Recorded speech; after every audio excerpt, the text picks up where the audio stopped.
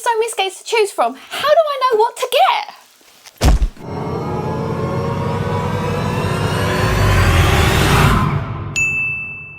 If you're thinking about buying skates, I would 100% recommend that you hit your local rink first and give it a try. Hire some skates and see if it's for you before you invest. Perhaps you've signed up for classes or you're going to try out for Derby.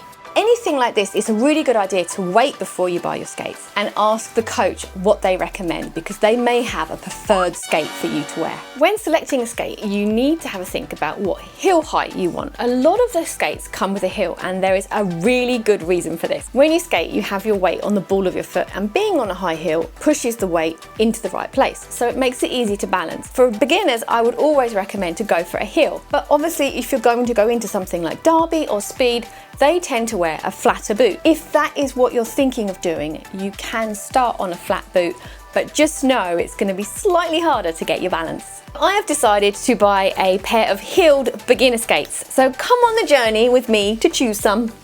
If you have a local skate shop, definitely pay them a visit. They will have a wealth of knowledge, and you are more likely to leave there with something that's safe, suitable, a good price, and fits you. Yay! If you can't get to your local skate shop, lots of them do sell on Amazon. I am going to search for roller skates.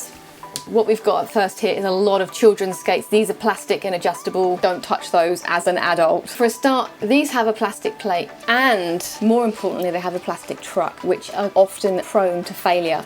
And you'll probably find if we scroll down this listing, it will have a weight limit. If you're buying skates for your children, these would be acceptable for a smaller child, but definitely not for an adult. Okay. So these skates are ones I see lots of beginners with because they're pushed really heavily on Amazon. Anytime you see a listing that says double row roller skates, massive alarm bells. Do not go anywhere near that. It won't be from a legacy brand. It will be a cheap brand that's cheaply made. The proper name is quad skates.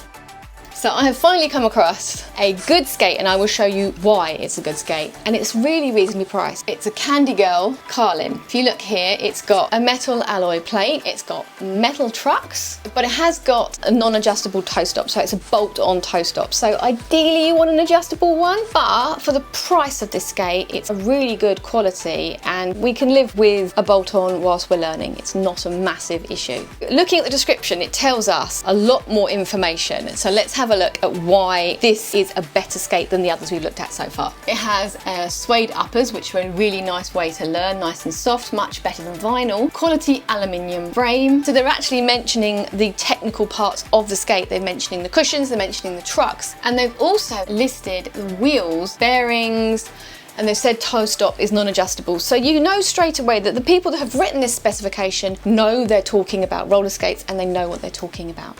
One thing I will say about wheels is if you have one pair of skates and an indoor set and an outdoor set of wheels, definitely get an extra set of bearings that you can leave in both wheels. That way it's so much quicker to change the wheels if all you've got to do is undo the nut and pop the wheel on, rather than having to change the bearings over each time. So if we scroll now and look for something that's slightly improved with an adjustable toe stop. So what I've come across here in quite a good price range are the Moxie Rainbow Riders.